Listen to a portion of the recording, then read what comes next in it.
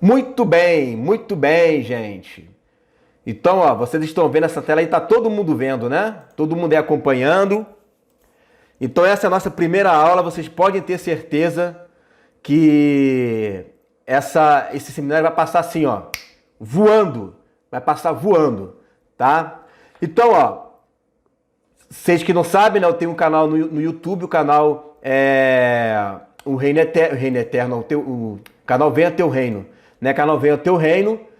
E vai ser lá que eu vou estar disponibilizando as mensagens para vocês, tá bom? Primeira aula de hoje é o propósito divino para o tempo do fim. Vamos lá. O Evangelho do Reino de Deus. Mateus 24, 12 e 14. Toda essa aula aqui, gente, eu vou estar disponibilizando para vocês. Terminou a aula, eu já vou liberar a apostila, tá? Terminou uma aula, libera a apostila. Terminou uma aula, libera a apostila de novo, tá bom? E por se multiplicar a iniquidade, o amor se esfriará de quase todos. Aquele, porém, que perseverar até o fim, esse será salvo. E será pregado este evangelho do reino a todo o mundo, a todas as nações, e então virá o fim.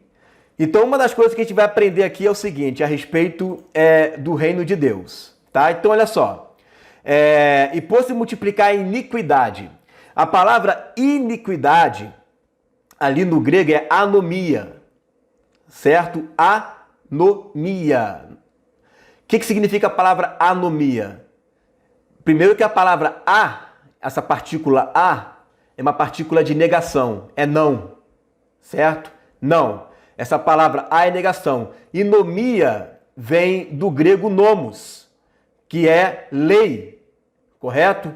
Vem da palavra lei. Então, muito bem, né?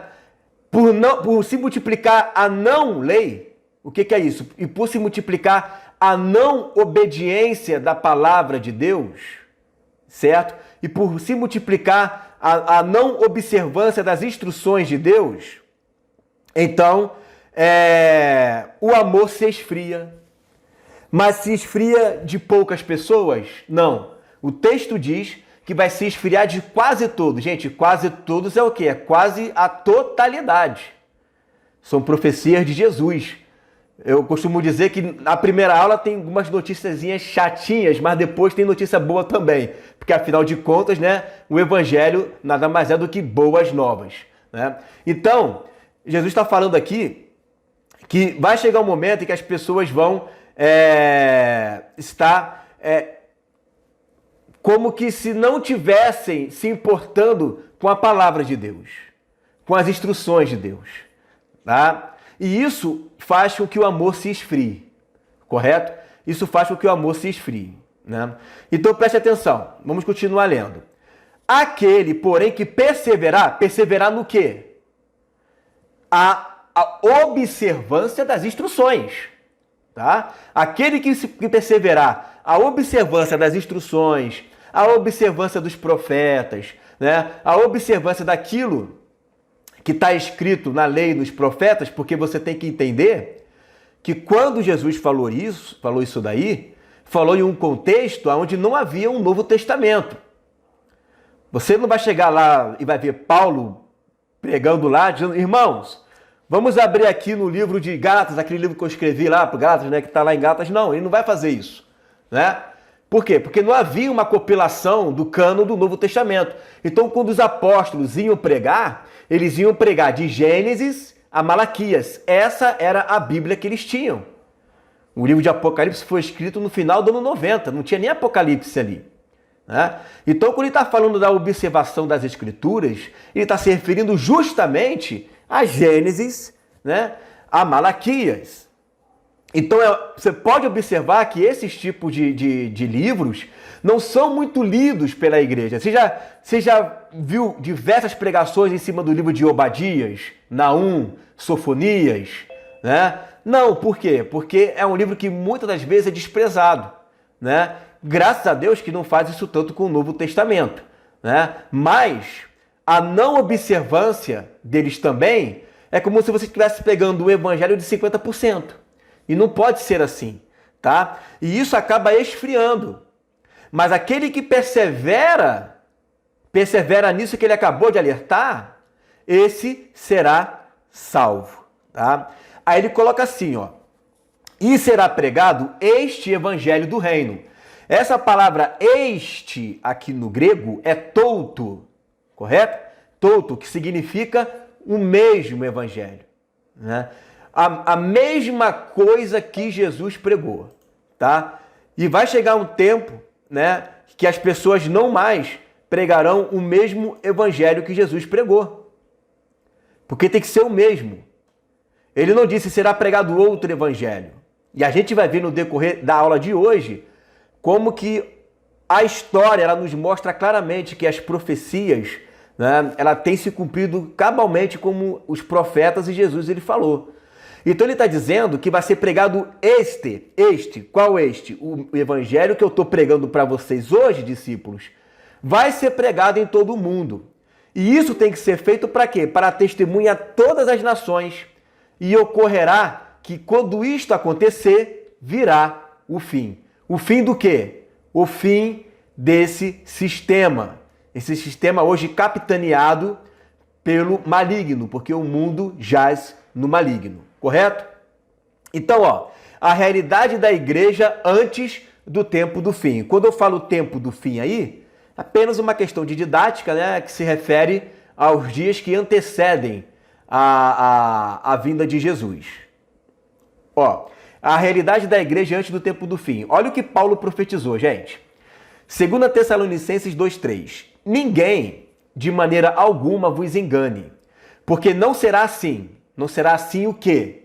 Se você ler o versículo 1 e o versículo 2, Paulo vai estar falando ali que antes da vinda de Jesus tem que acontecer isso daqui. Que ele fala assim, porque a vinda do Senhor Jesus não acontecerá, né? A vinda dele, a reunião solene com ele, o dia do Senhor, que é tudo a mesma coisa, a volta de Jesus não acontecerá sem que, olha o que ele vai dizer, né? Venha, olha aí, antes venha a apostasia e se manifeste o homem do pecado, o filho da perdição. Então você entende aqui que o homem do pecado, o filho da perdição, tem a ver com o que a gente conhece que é o anticristo, certo? Então, antes da vinda de Jesus, se você quiser conferir, é só ler o texto depois aí, né? Na sua Bíblia, o texto é o mesmo. Antes da vinda de Jesus, né? Tem que acontecer o quê? Vir a apostasia e se manifestar. O que é manifestar? É apocalíptico, é aparecer, ter uma aparição, né? E se manifestar o homem do pecado, o filho da perdição. Tá? Então, antes da vinda de Jesus, antes de Jesus voltar, tem que aparecer primeiro o homem do pecado, o filho da perdição. Certo? A gente vai estudar muito melhor esses textos na nossa quarta aula. Tá? Na nossa quarta aula nós vamos estudar melhor isso daí. Tamires não está conseguindo ouvir. Alguém tem que auxiliar ela tem que, como ela não vai ouvir, vai ter que, alguém escreve aí, por favor, que ela tem que ativar o áudio lá, tá? Que se ela não ouvir, não adianta eu falar. Então vamos continuar aqui, gente. Vamos lá. 1 Timóteo 4:1. Mas o Espírito expressamente diz que nos últimos tempos apostatarão alguns da fé. Você sabe o que é a apostasia? A apostasia é o divórcio. É como se você estivesse se separando daquilo que é bom, que é justo, que é reto. E aqui no caso está se apartando da fé. Qual fé? O que Jesus falou? Por se multiplicar a anomia, iniquidade, por se multiplicar, né, o afastamento da fé. Porque tem gente que pensa que iniquidade é pecado, né? Não é. Claro que você fazendo isso, você está cometendo um pecado, mas são coisas diferentes, né? A iniquidade, ao você praticar a iniquidade, você comete um pecado, entendeu? A iniquidade nada mais é do que você se afastar da fé, se afastar da palavra, se afastar da lei do Senhor. E fazendo isso, olha aí ó, o que diz o texto, né? Alguns fazendo isso vão se apostatar. Como que eles vão fazer isso? Dando ouvidos a espíritos enganadores e a doutrinas de demônios. Mais embaixo, no versículo 2 e 3, vai falar sobre pessoas que estão proibindo o casamento, pessoas que estão proibindo comer uma coisa ou outra, né? Mas é importante você entender que vai chegar tempo, e esse tempo já chegou, certo? E já tem chegado, né? Onde as pessoas elas têm dado mais ouvidos a espíritos enganadores do que ao Senhor. Muita gente vive assim, mas não sabe que estão fazendo isso na sua própria inocência, gente. Tem muita gente que está fazendo isso na inocência. Não fazem isso de ruindade, porque são pessoas más, cheias de demônio, né? Não é essa a questão. São pessoas que estão simplesmente com falta de instrução. Né? A Bíblia fala lá em Amós, no capítulo 8, versículo 11, que haverá tempo em que haverá fome na terra, não sede de água, né? E não fome de comida, mas de ouvir a palavra do Senhor. Então essas pessoas estarão com fome, mas é por quê? Porque aonde elas estão, muitas delas não tem palavra. É muito coach, é muita gente trazendo mensagens motivacionais, né? Trazendo mensagens para aliviar a alma. Né? Claro que é bom você ouvir algo que te alivia a alma, claro que é, ler salmos é maravilhoso, mas não é só disso que temos que viver. Né? O reino é muito mais do que isso, você vai entender isso nesse seminário. Mas eles não conhecem, né? Eles não conhecem. Tem muita gente que eu tenho certeza que chegou aqui por não até conhecer aquilo que eu ensino, achando que é mais uma palavra comum, como a gente, um seminário, né, e tal. Você vai ver que o negócio é muito mais embaixo, né, muito mais, né, e glorifique a Deus por isso, né, glorifique a Deus porque você tem uma oportunidade de ouvir coisas que milhões não têm essa oportunidade de ouvir, né, mas você já está ouvindo. Então, quando essas pessoas estão dentro desse contexto, não a discrimine, não trate com preconceito, não olhe com o olho torto para ela, tá? Você vai ouvir coisas aqui que o diabo vai tentar você quando você ouvir pessoas que falam diferente, você já tentar querer ser aquele que prega a justiça, né? Aquele que quer fazer como João Batista. Não faça isso, irmão. O sentimento de amor tem que imperar até o fim, tá? A oportunidade que você tem não é para julgar os outros. A oportunidade que você tem é para poder passar o amor para o outro. Amando a pessoa vai te ouvir melhor, tá bom? Vamos lá. Ó, cronograma histórico da igreja cristã. Então você vê ali o AT, né, que não é de ateísmo, mas é de Antigo Testamento, né? E aí você vê ali uma cruz, que está uma cruz meio estranha, tá mais com um sinal de somar, né? Com um sinal de somar ali. E ali tem a igreja primitiva, do 1º e 2º século, né? E você pode olhar ali em parênteses que tem o período da igreja romana, correto? E também o ano 325, que foi quando o imperador Constantino, ele faz com que a igreja ela se torne igreja-estado. E a partir daí começa ele então a mexer nos pauzinhos, né? Não somente ele, claro, não foi somente ele, mas ele foi o grande precursor disso daí, correto? Então vamos ver aqui, eu vou tirar dessa tela e vou abrir uma outra tela que eu quero mostrar para vocês um pouquinho desse cronograma e como que era o histórico da igreja antes dela se tornar o que ela se tornou, tá? Deixa eu abrir aqui de novo, telão, né? Abrindo aqui o telão. Vamos lá, deixa eu abrir aqui para vocês uma outra tela aqui.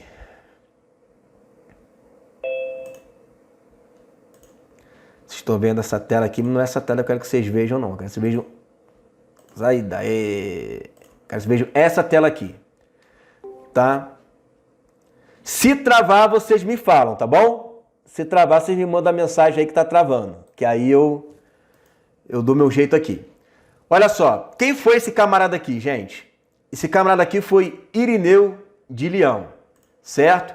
Aí você me pergunta assim, quem é Irineu de Leão? Irineu de Leão, ele foi discípulo de Policarpo, tá? Ajudou pra caramba, né? Então, quem foi Policarpo? Policarpo foi discípulo do apóstolo João. Olha que interessante. Você percebe aqui o ano, ó, 185 depois de Cristo. Tá bem fresquinho, né? 185 depois de Cristo. Então, o apóstolo João fez discípulos, e um dos discípulos que o apóstolo João fez foi Policarpo, o Policarpo de Esmirna, certo? E aí, Policarpo fez também discípulo.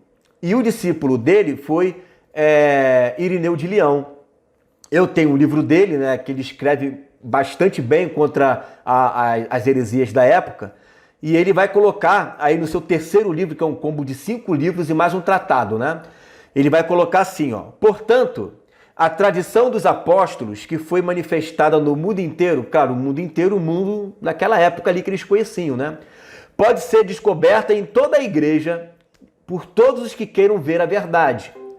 Poderíamos enumerar aqui os bispos que foram estabelecidos nas igrejas pelos apóstolos. Você que acha que, pastor, nosso pastor é só Jesus, só temos um bispo que é Jesus.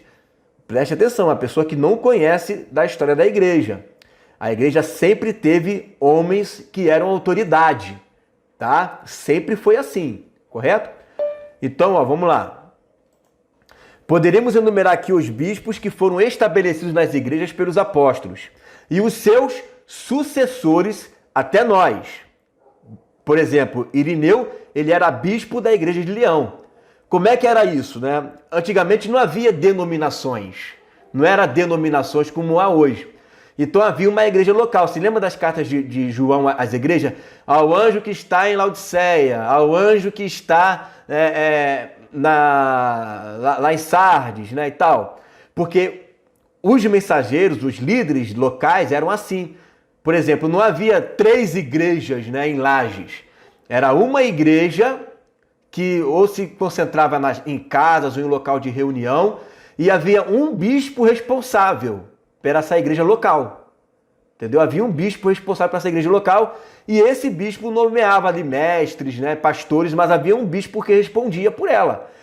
Em Leão, esse bispo era Irineu, lá na França. E ele era bispo dali daquele local, né? Era o que estava supervisionando tudo ali, certo? Aí ele vai colocar assim, e eles nunca ensinaram, nem conheceram nada que se parece com o que essa gente vai delirando. Então o que ele vai colocar aqui é o seguinte, que a igreja, mesmo ela espalhada, né, em diversos lugares, ela sempre ensinava a mesma coisa. Olha só, outro texto aqui bem interessante que ele vai falar. Ó, agora no primeiro livro dele. Tendo, portanto, recebido esta pregação e esta fé, como dissemos acima, a igreja, mesmo espalhada por todo o mundo, as guarda com cuidado, como se morasse numa só casa, e crê do mesmo modo, como se possuísse uma só alma e um só coração, unanimemente as prega, ensina e entrega, como se possuísse uma só boca. Assim, embora pelo mundo sejam diferentes as línguas, o conteúdo da tradição é um só e idêntico. Então a igreja, mesmo espalhada, pode ser a igreja de Leão, pode ser a igreja de Antioquia, poderia ser a igreja de Alexandria, não importa, que está lá na Grécia, não importa. O conteúdo era um só e idêntico. Estava muito fresco a igreja naquela época. Então, você acha que, por exemplo, o apóstolo Paulo ia pregar uma coisa e Pedro ia pregar outra? Quando Pedro se atreveu a pregar diferente do que o apóstolo Paulo estava ensinando, ele foi repreendido na cara. Isso aí está em Gálatas capítulo 2. Foi repreendido na cara. Porque não pode, o Espírito Santo é um só. Claro que você pode ter uma interpretação devocional diferente. Você lê um texto, Deus te mostra uma coisa, Deus me mostra outra. Não tem problema. Mas existem situações em que Deus não pode chegar e revelar para você, né, uma coisa e revelar para mim outra, que vai bater diametralmente com a tradição colocada. Deus não pode chegar para mim e falar assim, ô Igor, né, ensina para os irmãos que a salvação se perde, tá? Aí chega para o outro, olha, ensina para os irmãos que a salvação não se perde, tá? Que isso? né? Deus virou com dupla personalidade agora, fica ensinando uma coisa para outra coisa para outra. Ah, mas são interpretações diferentes. Ok, mas não é o modelo da igreja primitiva. Não é. Né? A igreja primitiva não vivia dessa forma. Né? Ela vivia de uma maneira em que havia uma só fé. Como Paulo fala, uma só fé, um só batismo, um só Espírito, um só Deus e um só Senhor e um só corpo. Então não tem divisão. A igreja hoje está dividida? Tá, mas eu vou mostrar o porquê que ela se dividiu dentro das profecias, correto? E aí, tá todo mundo então condenado? Não. Deus tem um escape, será propósito de Deus. Será propósito. Nós lemos as profecias, tá? Vamos ler aqui mais uns textos, umas coisas aqui bem legais para a gente poder estudar aqui. Bom, isso aqui é uma história da igreja que eu vou passar para vocês depois, tá? Em PDF, terminando já passo, que vai contar a história aqui das perseguições, né? De como que foi levantados os heresiarcas da época, no primeiro, segundo, terceiro século, quarto século. E aí nós vamos ver aqui, ó, todo esse trajeto aqui da igreja. Olha só, deixa eu ver se assim é melhor, para a gente poder acompanhar. Como que ficou a história da igreja, tá? Deixa eu passar aqui bem rápido, porque é melhor passando no teclado do que passando no mouse. Olha aí, ó. Como que foi começando as heresias na igreja? Estamos agora no ano 251 depois de Cristo. Ó, isso aqui é um testemunho de Cipriano. Depois, pois, guardar-nos, irmãos caríssimos, não só dos males que aparecem claramente como tais, mas também, como já disse, daqueles que nos enganam pela sutileza da astúcia e da fraude. Então, o que faz o malvado? Inventa uma nova fraude, para enganar os incautos, ou seja, aqueles que não têm o conhecimento, com o próprio título do nome cristão, ou seja, usa cristão para enganar os cristãos que não têm conhecimento. Como que ele faz isso?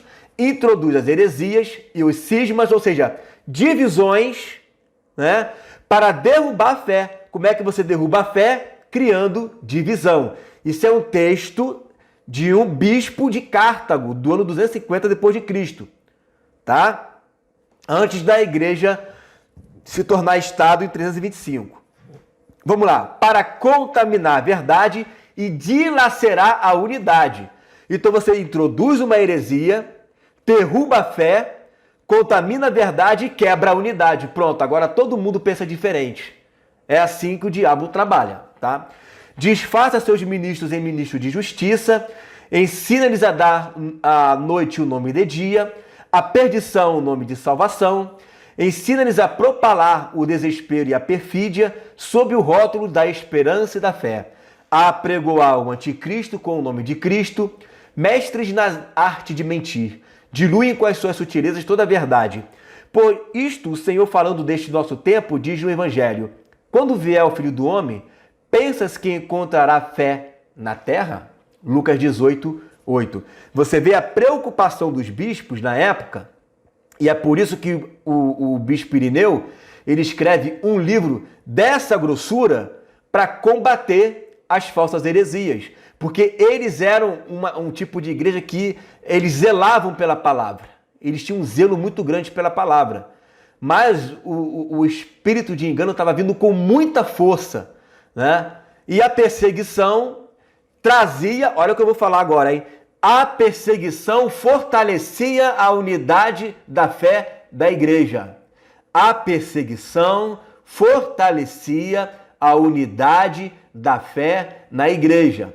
Quando a igreja parou de ser perseguida, ela tipo que começou a deitar num berço esplêndido. E aí, sem perseguição, parece que tudo vai bem, certo? Então grave isso que eu estou falando para você, que isso vai ser importante mais na frente. Deixa eu passar aqui. São os heresiarcas, né, da época. Não vou ler esse texto que é muito grande, mas eu vou deixar para você depois, tá? Isso aqui já é um texto que está lá do livro da CPAD, das Assembleias de Deus, né? História do Cristianismo. Olha o que ele vai colocar aqui, tá? Um historiador cristão. O reino pacífico de Alexandre Severo fora motivo de maior mal para a causa cristã do que todas as perseguições juntas.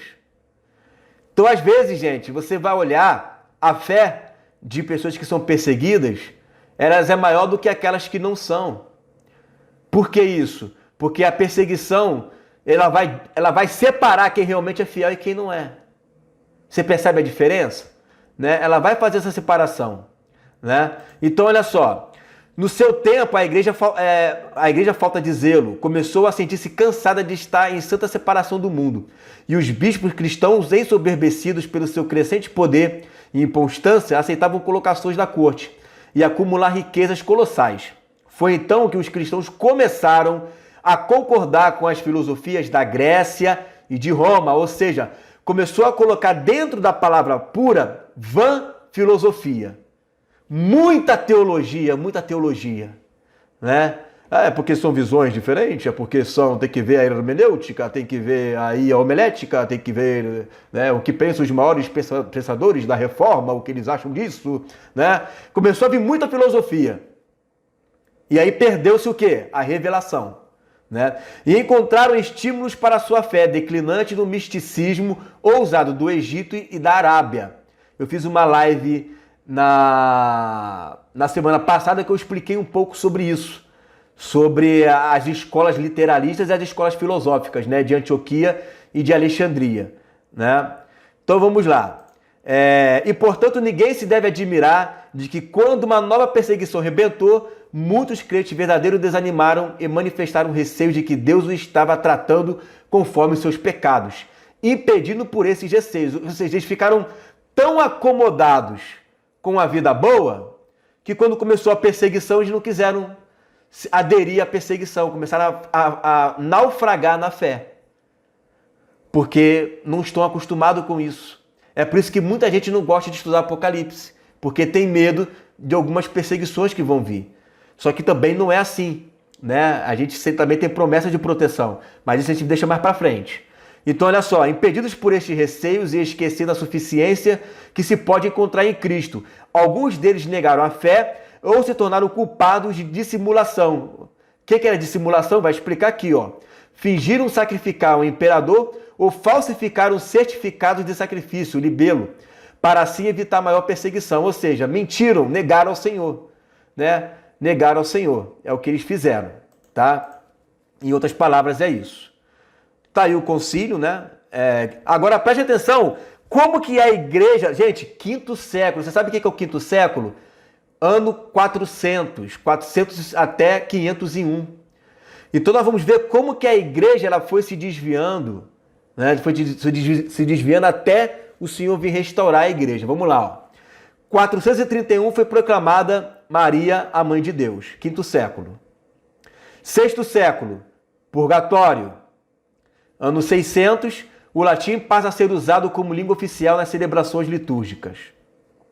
7º século, começo do histórico do papado. O que eles vão falar? Né? Não, o Papa é de Pedro. O que eles vão dizer? Eles vão pegar os homens que eram bispos das igrejas e vão colocar ali, nomear, não, esse camarada aqui é Papa, esse aqui foi Papa, esse aqui foi Papa até chegar. Mas não tinha nada disso, né? Eles só mudaram a nomenclatura e deram um título que eles não tinham, tá? 8º século, ano 700 e pouco. Confissão auricular é introduzida na igreja por religiosos do Oriente. Início dos cultos das imagens e das relíquias. Olha como é que a verdade ela está sendo escondida, isso daí. Claro que você sempre vê um grupinho ou outro, né? Os anabatistas, né? Sempre vê um grupinho ou outro, mas não tinha voz, era como um João Batista no meio do deserto. Século 9. Festa da Assunção de Maria observada pela primeira vez. Aí, ano 880, canonização dos santos. 10º século, estabelecimento do dia de finados e o quaresma. Cânon das missas, né? Ano 1000. Vamos agora entrar no 11º século, ano 1000 alguma coisa. Proíbe-se o casamento para os sacerdotes. Lembra da doutrina de Demônios que nós lemos? Os sacerdotes casados devem se divorciar. E isso tudo por causa de din-din, para não ter herdeiro. Porque você sabe que o Papa detém muito dinheiro, né? Indulgências plenárias. É introduzido o pagamento da missa e o culto aos anjos. A confissão é transformada em artigo de fé. Então agora, se você não confessar, você está em pecado. Tem que confessar, tá? É artigo de fé agora. 12º século. Entre os cônegos de Leão, aparecem as primeiras ideias da Imaculada Conceição de Maria, ou seja, sempre virgem. Estabelecidos os 7 sacramentos. O Concílio de Verona estabelece a Santa Inquisição, estabelecido a venda de indulgências. 13º século. A transubstanciação é transformada em artigo de fé. A adoração à hóstia introduz a elevação, agora tem que fazer assim, né? A elevação da hóstia. Proíbe-se aos leigos a leitura da Bíblia. Tá? Eles vão ter uma desculpinha para isso daí, mas para mim não cola essa desculpa, né? A Igreja Católica se declara única sendo a verdadeira. E somente nela o homem pode se salvar. Procissão do Santíssimo Sacramento e a oração da Ave Maria. 15º século. Definição da comunhão com um só elemento, a hóstia. O uso do cálice fica restrito ao sacerdote. Os 7 sacramentos e o dogma do purgatório são transformados em artigo de fé. 16º século, chegamos na Reforma. Daqui a pouquinho a gente volta a falar sobre essa partezinha aqui. Vamos voltar para aquela tela do slide, depois a gente volta aqui. Então você viu esse período inteiro aqui, ó, do parênteses, né, do início dos parênteses até o final dos parênteses, como que a igreja, em 1000 anos, aproximadamente, ela conseguiu se deturpar tanto. Gente, 1000 anos é muita coisa. Tem muitas doutrinas nas igrejas que são recentes, que começou agora, que tem pouco menos de 200 anos, 190 anos. A gente vai falar sobre isso, não na aula de hoje, mas depois. E é colocado hoje como se fosse uma verdade absoluta, a doutrina que tem data de nascimento. Doutrina que começou recentemente, né? Nunca fez parte da igreja. E aí, você imagina 1000 anos de história só formatando, né, a mente de muitas pessoas, né? Mas aí Deus, ele levanta homens para poder mudar essa história aí, ó. Homens e mulheres que eram levados aos leões, a ser comido, né, por animais, a não negar ao Senhor Jesus.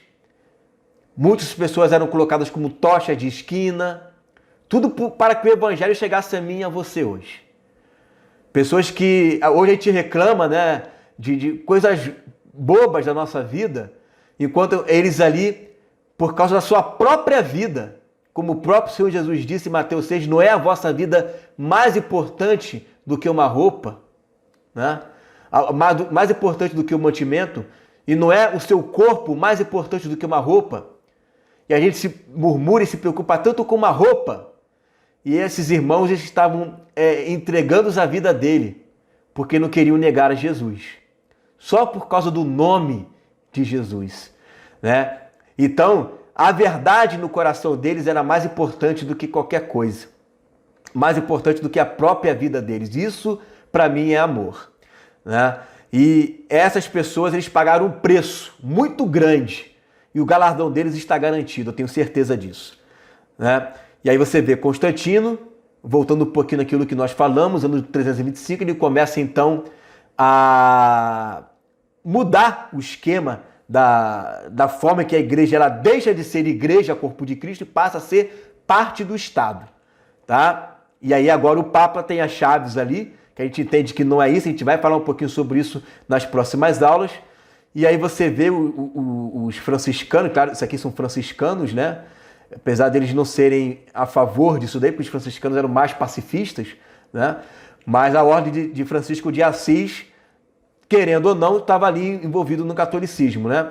E você vê alguns irmãos também sendo queimados e não negando a fé, gente. Isso é maravilhoso. Quando Estevão está lá em Atos capítulo 7, pronto para ser apedrejado, a Bíblia diz que Jesus se levantou. Ele falou, caramba, meu filho, ele agora, ele agora vai morrer por causa do meu nome. Morreu por causa do meu nome, né? E deve ter ficado muito feliz por saber que Estevão, mesmo diante da morte, não negou o seu nome, né? Isso é o que chama a atenção de Deus, né? O que chama a atenção de Deus é mesmo diante da face da morte, a gente não negar o nome dele. O evangelho do tempo do fim. Aí começa então a restauração, o princípio da restauração do povo santo. Salvação pela fé, arrependimento de obras mortas, né? E os dons espirituais, tá? Então, isso nasceu dentro de um contexto onde você vê ali que a fé ela estava sendo comercializada por meio das indulgências. É quando Deus então levanta um homem, mesmo com os seus defeitos que ele tinha, né? Mesmo diante de toda a falha que ele tinha, Deus levanta Martinho Lutero, certo? Para poder se levantar contra isso daí. Que era o quê? Um papel que comprovava que você tinha pago pela sua salvação. Eu paguei aqui pela minha salvação. Né? É que esse papel ele tem a dizer ali, né? Tem um certificado ali de um papel que você pagou pela sua salvação. O nome do cara deve ser Albertus, né? O tal do Albertus, na época das indulgências, ele pagou a salvação dele. Você poderia pagar pela sua salvação e pela salvação das outras pessoas. Aí Lutero lê o texto de Timóteo, que vai falar que a salvação é pela fé, um texto que já estava escrito ali há séculos e séculos, mas Deus então, abriu o entendimento dele ali, certo? Então vamos ver aqui agora, naquele outro slide, vamos voltar lá naquele slide, né? Deixa eu liberar aqui. Vamos voltar para cá. Então vamos ver. Não foge, volta para aqui. Você não pode fugir. Ele cai lá do início, ó. Vamos lá, vamos por aqui então. Vamos de mouse. Ó, 1517, dia 31, mais precisamente, de outubro, Martinho Lutero começa a pregar as suas 95 teses. Tá? E aí, mais na frente também, João Calvino, ele participou da reforma, ele não participou. Mas ele fez parte daquele movimento. João Calvino, acho que tinha 8 anos de idade quando teve a reforma. Né? Mas fez parte daquele movimento. Né? Mas aí ele também é colocado como um dos reformadores. Eu tenho uma certa crítica, não aos reformadores, tá? Porque cada um exagerou muito na interpretação, né, e tal. Mas é porque tem uma gama de pessoas que são fanáticas pelos reformadores, como se a igreja começasse aqui em 1500. Os camaradas esquecem que antes de 1500 já existia a igreja aqui, e que ela tinha o seu método de interpretação. Ela tinha o seu método de interpretação. Já havia igreja aqui. A igreja ela não começou aqui. Ela não começou aqui. E tem gente que só olha para os reformadores, como se eles fossem os que procederam depois dos apóstolos. E não são. Né? É legal você estudar os reformadores? É claro que é legal. Tem muitos homens de Deus ali. Mas por que também não estudar os livros dessas pessoas que foram discípulos dos apóstolos? Será que eles têm alguma coisa interessante? Né? Vamos ver, porque você concorda comigo que uma interpretação que começa a vir 1500 anos depois e uma interpretação que vem direto dos discípulos dos apóstolos, quem você iria dar mais ouvido? Né? Então a gente vai bater um pouquinho nisso daqui nas nossas próximas aulas. Tá? Isso foi no 16º século. No 17º século, alguém ligou o áudio aí, ó. Olha o ruído aí, ó. Vê aí para poder desativar o áudio. Tá? Você vê aí o John Smith, que fundou a Igreja Batista. Certo? Em 1620 chega aos Estados Unidos os peregrinos. 1620. Logo um pouquinho depois, né? Não tão pouquinho depois, né? Porque foi 1490 que foi descoberto os Estados Unidos, né, por Colombo, mas ali estava o catolicismo, depois vieram o protestantismo, até porque a reforma começou em 1517. Então, menos de 100 anos começa a chegar os protestantes já nas Américas. Aí são os Quakers, né? George Fox, 1648. É um grupo muito pequeno, mas era um grupo que eles eram pacifistas. Hoje tem um pouco mais de 3.500, né, desse grupo.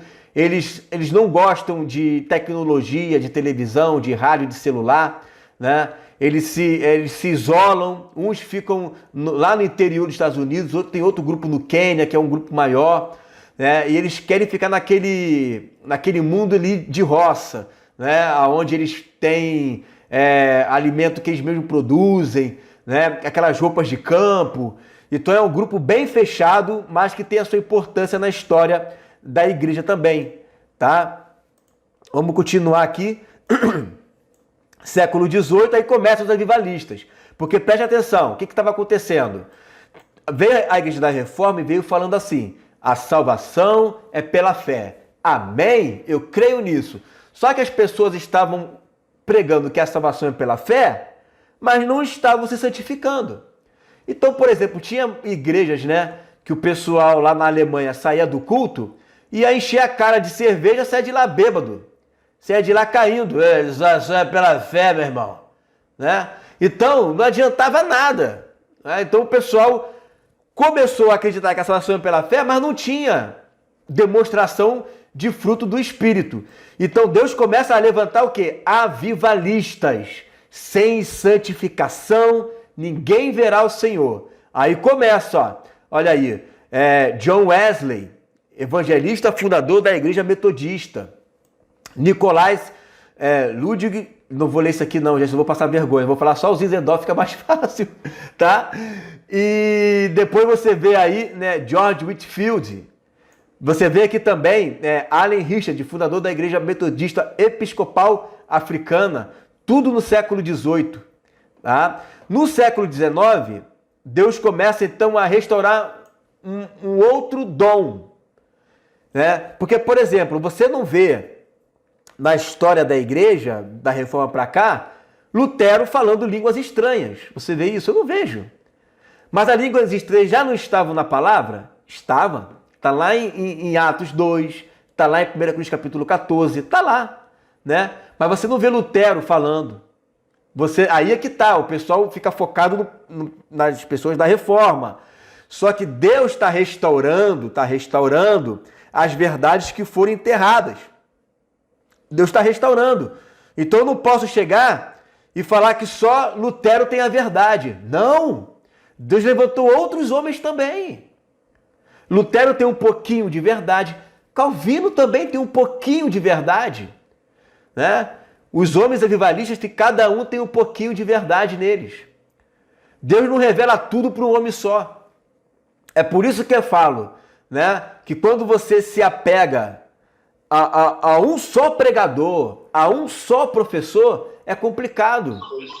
Desative o som, please. Alguém ativou o som aí, ó.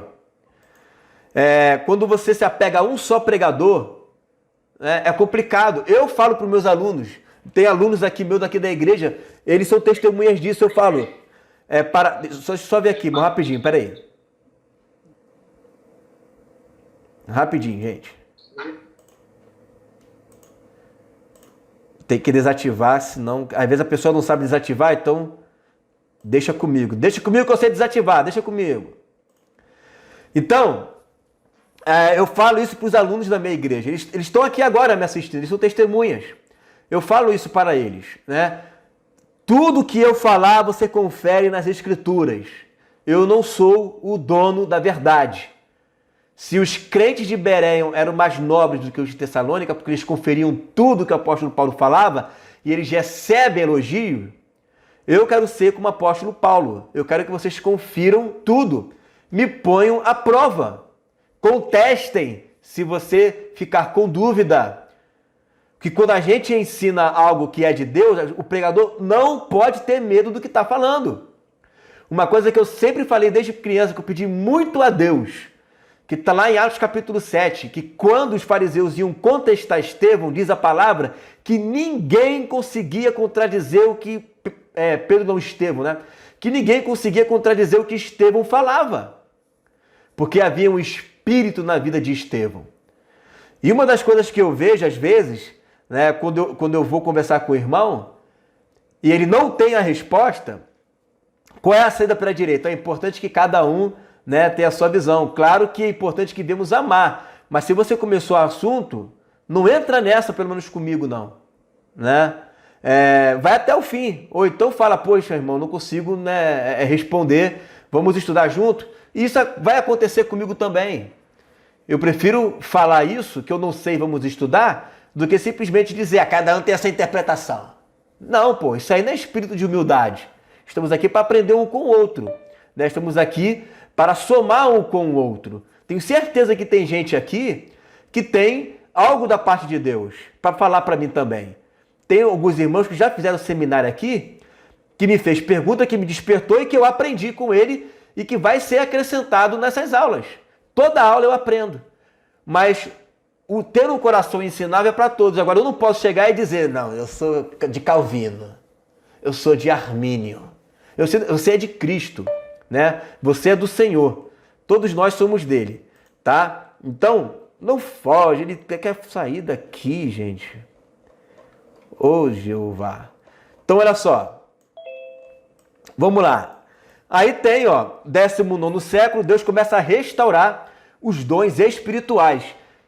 Charles Finney, William Seymour, Daniel Ogberg, Gunnar Wigren. Isso aí os assembleanos conhecem, né? Claro que quem é assembleano vai dar honra a quem tem honra, porque essas pessoas, eles contribuíram muito para o evangelismo do Brasil. Se nós temos hoje, né, muitos cristãos no Brasil, tem que agradecer a muitos desses homens.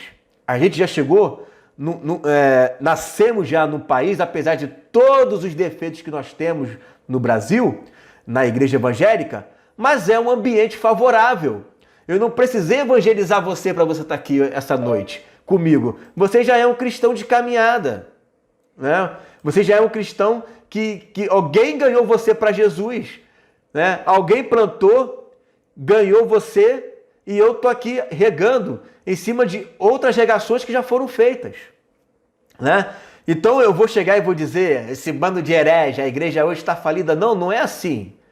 Você é fruto de alguém do passado que pregou a palavra aqui no Brasil. Por isso que a gente tem que ser sempre agradecido por esses irmãos. Por mais erros que eles tenham cometido no passado, eles fizeram o seu papel, né? Eles fizeram o papel deles. A gente está fazendo o nosso papel. Agora, a gente tem que endireitar as coisas, né? Não é sermos pessoas que vamos idolatrar o homem, né?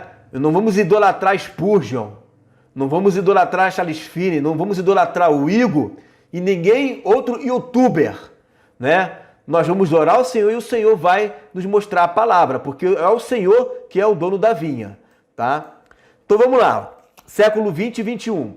O Correio Brasiliense divulgou a estimativa que sejam abertas 14 mil igrejas evangélicas no Brasil a cada ano. Gente, isso é muita coisa. Por um lado é bom, por outro é ruim. Por quê? Porque a gente não sabe quais são as intenções do coração do homem. Tem muita gente que faz isso por dinheiro. Tem muita gente que faz isso como se fosse um negócio, né? Tem muita gente... Pois é, né? Tem gente que está com problema aí na internet, mas se tem 66 pessoas aqui que tá firme, né? É porque tá fluindo, né? Quem não conseguir acompanhar, depois vê no YouTube, não tem problema. O importante é que você está tentando, isso é que é legal, tá? Então, olha só, a gente não sabe quais são as intenções das pessoas que estão montando, né, as igrejas.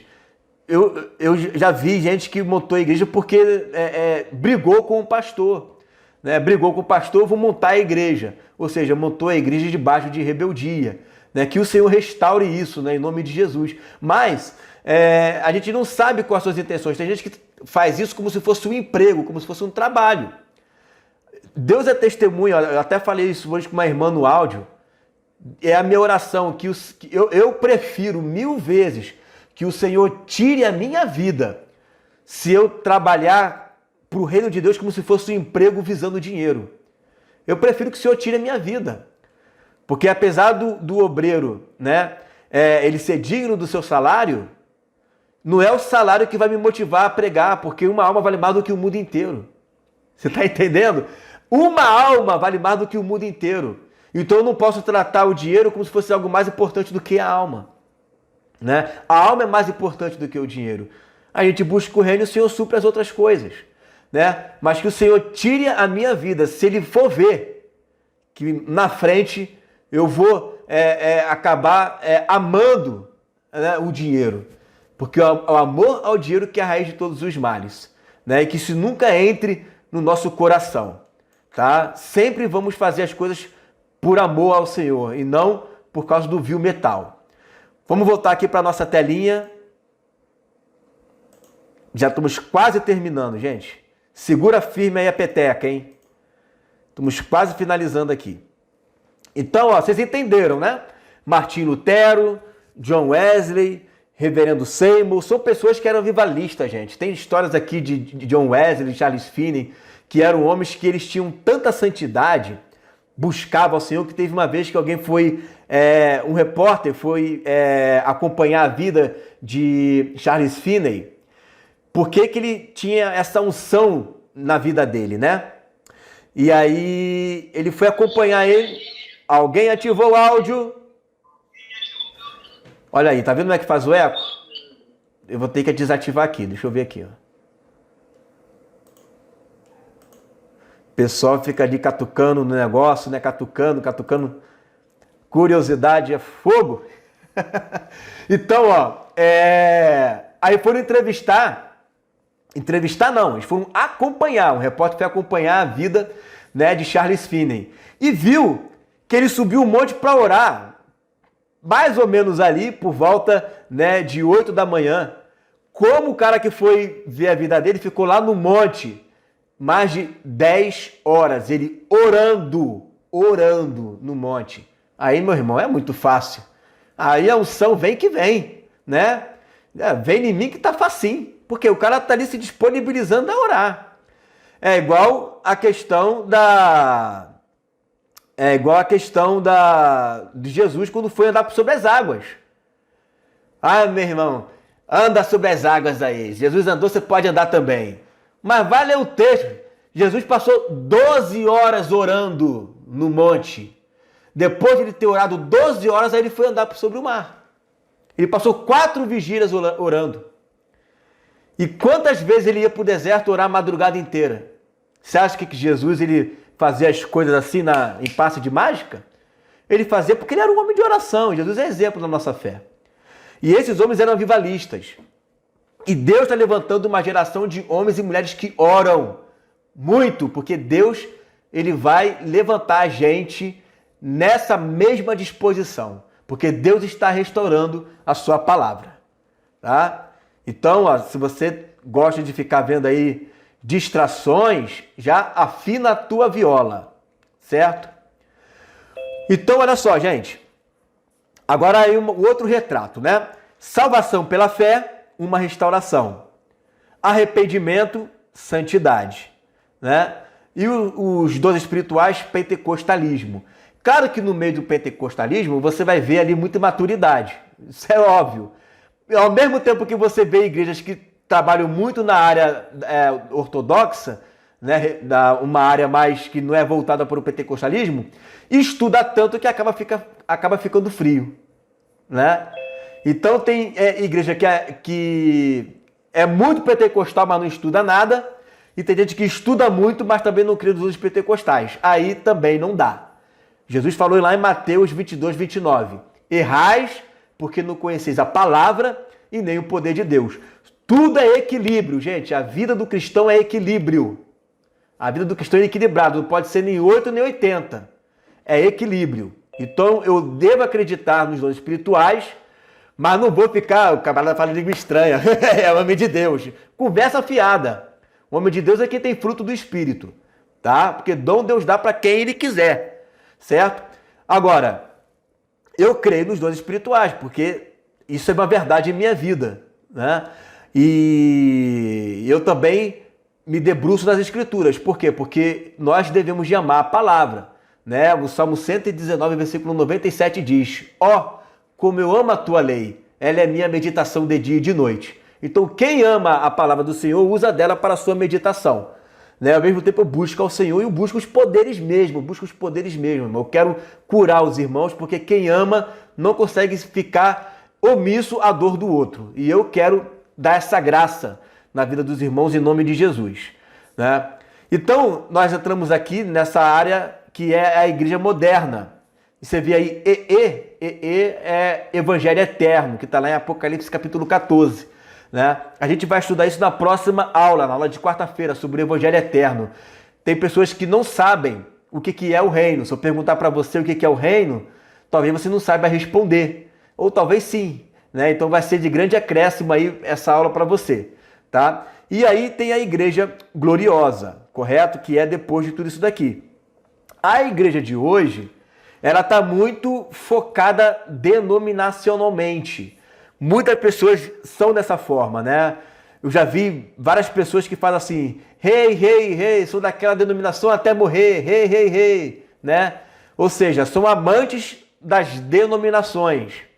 Não é errado você ser fiel à igreja que você congrega. Eu sou aliançado com a igreja que eu congrego. Sou aliançado com os irmãos, com os valores, com os princípios, né? Com a minha liderança. Mas eu não sou, caraca, o que eles falam é verdade, meu irmão. Não é assim, né? Eu não sou dessa forma. Eu tenho um equilíbrio, né? Se eu estou vendo algo errado, né? A gente vai tentar ajudar nisso daí. Então não há um fanatismo. Eu não sou fanático. Eu não fico aqui colocando emblema no meu corpo o tempo inteiro, colocando tatuagem da igreja, pelo amor de Deus, né? Isso para mim já beira a idolatria denominacional. Agora, você congregar em um local, desde que seja um local sadio, equilibrado, onde existem pessoas que buscam o Senhor, mesmo na sua inocência, que não tem o conhecimento que você tem, Deus não deixa de amar aquelas pessoas. Deus não chegou para a igreja de Laodiceia e falou, apóstata. Não, ele falou, minha igreja, eu ando no meio dela, está errada, mas eu ainda quero que ela se arrependa. Né? Deus chamou todas as 7 igrejas do Apocalipse de igreja. Meu anjo que está lá na igreja de Laodiceia. Era soberba, era cega, né? Deus tinha ânsias de vômito, mas Deus ainda não desistiu daquela igreja. E é esse sentimento que nós temos que ter. Um sentimento de compaixão, assim como Deus tinha com as 7 igrejas do Apocalipse. Tá? Ó, a purificação da igreja pela palavra e o seu propósito. Efésios 5, 26, 27. Para que a santificasse, tendo-a purificado, por meio da lavagem de água, pela palavra, para apresentar a si mesmo igreja gloriosa, sem mácula, nem ruga, nem coisa semelhante, porém santa e sem defeito. Agora você observa aí, né, que como que ele chama a igreja, né? Ele chama a igreja, né, de gloriosa, sem mácula, nem ruga, nem coisa semelhante, santa e sem defeito. Você já se viu assim? Dessa forma? Agora, o que nos leva a essa dimensão? É a purificação por meio da lavagem da água pela palavra. É a palavra que santifica, é a palavra que purifica, é a palavra que lava, é a palavra que te adorna, é a palavra que vai te apresentar. Então, o que você vai aprender nesses dias é a palavra. Palavra de Deus. Eu vou te encher da palavra de Deus. Você vai ficar assim, ó, com muita palavra. Né? A palavra de Deus vai abundar, como diz lá em Colossenses 3, que a palavra de Deus habite ricamente em vossos corações. Então você vai estar cheio da palavra. Esse é o meu papel aqui na terra, né? Fomentar em você o desejo de se alimentar da palavra. Cristão que anda comigo e não tem fome da palavra, eu estou errado, o camarada realmente ainda não entendeu ainda a situação, né? Então vamos lá, vamos continuar. Apocalipse 19, 7 e 8. Alegremo-nos, exultemos e demo-lhes a glória, porque são chegadas as bodas do Cordeiro, cuja esposa a si mesma se ataviou. Então você percebe que é a igreja que se atavia. É Deus que faz as coisas em mim. Deus, ele te dá o suporte para aquilo. Deus ele vai te dar as ferramentas, mas a responsabilidade de se ataviar é minha responsabilidade e sua responsabilidade. Então, por mais que eu te dê as ferramentas, por mais que eu te ajude, a responsabilidade de se ataviar é sua. Tá? Então, não desista do seminário, né? Procure realmente dar o seu melhor, certo? Porque eu sei que o nosso dia a dia é corrido. Eu sei disso. Nosso dia a dia é corrido. Mas procure pelo... Olha, alguém rabiscou tudo aí, olha. Aí eu falei, gente curioso, rabiscou minha tela todinha, ó. Brincadeira. Rabiscou a minha tela aí, ó. Ah, meu slide. Esse pessoal, tá vendo aí, ó? Rabiscaram a minha tela toda, ó. Caramba, hein? Tá certo. Ainda bem que tá acabando. Eu dar aula inteirinha com esse rabisco aí. Então, o nosso papel é de fazer a nossa parte, né? É de fazer a nossa parte. Eu estou falando de veste linha puro finíssimo, né? Ou a pessoa pensou em costurar as vestes, ou eu tentou rabiscar, sujar as vestes. Não suje as vestes de linho finíssimo. Deixa as vestes de linho finíssimo puríssimo, não suja. Por quê, gente? O linho finíssimo e resplandecente é o quê? São os atos de justiça. Tá? São os atos de justiça. Que maravilha, né? Então a gente tem que buscar esse reino de qualquer jeito. Ó, Apocalipse 3:5. O que vencer será vestido de vestes brancas. Olha, o que vencer? Quem é que vai vencer? Aquele que não se deixar levar pela anomia, né? Não é anemia, é anomia, é a não lei. Aquele que não se deixar levar pela não lei, esse vai vencer, é o que perseverar até o fim. Aí Deus jamais vai arriscar o seu nome do livro da vida. E aí aquele que confessa o Filho também vai confessar diante do Pai e diante dos anjos. Já pensou Deus falar o seu nome? Né? Este é meu Filho amado, entra para o gozo do meu Pai. Né? Então, quer algo mais maravilhoso que esse? Atos 3:21. O qual convém que o céu contenha até os tempos da restauração de tudo, dos quais Deus falou pela boca de todos os seus profetas desde o tempo. Então, o processo de restauração já começou, mas a finalização dessa restauração, né, que é a restauração de tudo, da igreja, né, e tudo mais, a igreja ressuscitar, vai acontecer, né, no momento em que Jesus voltar. Mas aí tem uma coisa muito interessante para a gente encerrar, que eu prometo para você que agora eu vou encerrar, tá? Que está lá em Malaquias 4, 5 e 6, que diz assim: Eis que vos enviarei o profeta Elias, antes que venha o grande e terrível dia do Senhor. Então, ó, ele vai enviar o profeta Elias antes que venha o grande e terrível dia do Senhor. O dia do Senhor nós lemos lá naquele terceiro texto de Tessalonicenses, que é com respeito à vida de Jesus, tá? Aí o que ele vai fazer? E ele converterá o coração dos pais aos filhos, né? E o coração dos filhos a seus pais, para que eu não venha e fira a terra com maldição, porque Deus não quer ferir a terra com maldição. Então, por que ele não quer ferir a terra com maldição? Porque em Atos 3:21 vai dizer que ele quer restaurar tudo. Então, para que ele não venha ferir a terra e que ele venha restaurar tudo, ele vai enviar o profeta Elias.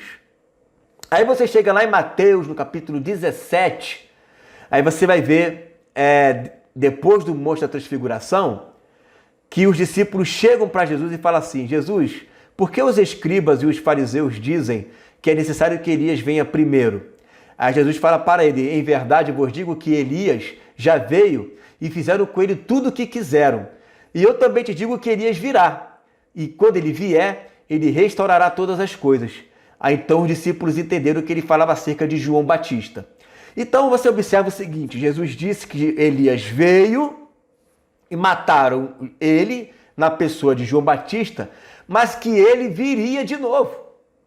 Olha que interessante, né? Então, na pessoa de João Batista, veio o mesmo espírito profético de Elias. Só que antes que venha o grande e terrível dia do Senhor, ele vai enviar novamente esse mesmo espírito, só que não agora na vida de uma pessoa, mas na vida, né, e no coração da igreja, né? Na vida e no coração da igreja, né? Então você percebe que esse espírito profético Deus já está despertando em cada um de nós. Porque qual foi a pregação de João Batista? Primeiro que se você olhar o contexto, João Batista entrou num período que havia ali do templo de Herodes, no mínimo 2 sumos sacerdotes, que é errado, isso é contra a lei. Só pode haver um sumo sacerdote, isso está lá em Lucas. Não pode ter 2 sumos sacerdotes. Você também entra ali no contexto, onde havia ali também várias denominações, saduceus, fariseus, escribas, herodianos, zelotes e por aí vai. Uns criam que anjos existiam, outros não criam na existência de anjos, outros criam na ressurreição e outros não criam na ressurreição.